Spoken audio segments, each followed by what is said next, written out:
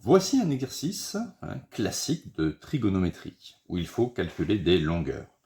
Nous avons un triangle ABC, rectangle en A, AC mesure 20, et l'angle ACB, ou BCA, c'est pareil, 40 degrés.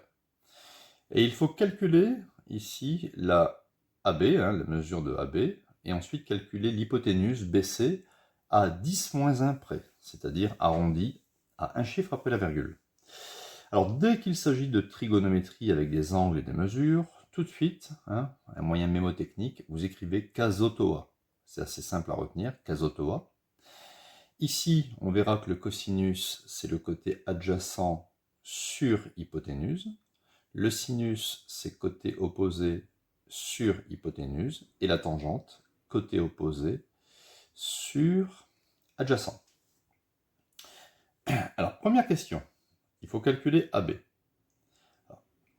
Alors, comment va-t-on procéder? Alors moi, je me place au niveau de l'angle. Regardez, vous vous placez ici. Donc, vous avez en votre possession le côté adjacent. Pourquoi? Parce que ce qu'on cherche, c'est le côté opposé.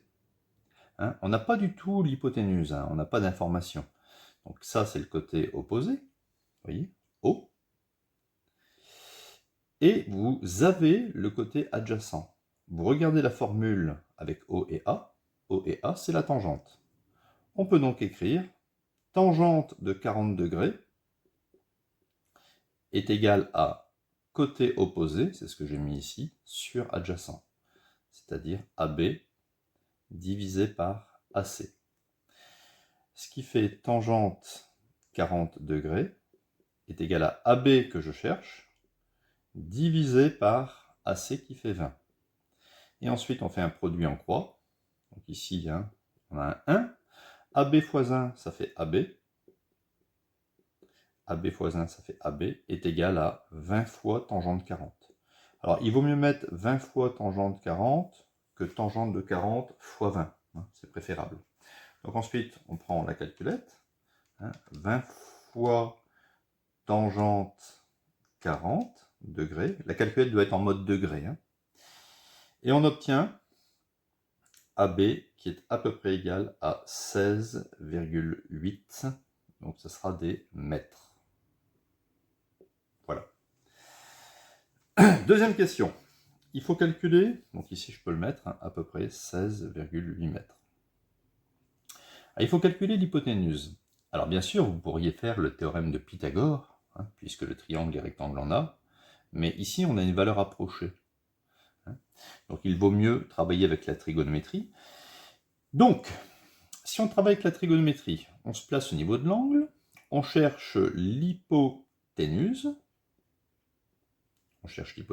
et on a précisément le côté adjacent. Donc, AH, c'est cosinus. Donc on y va. Cosinus 40 degrés est égal à côté adjacent, AC, divisé par hypoténuse, BC.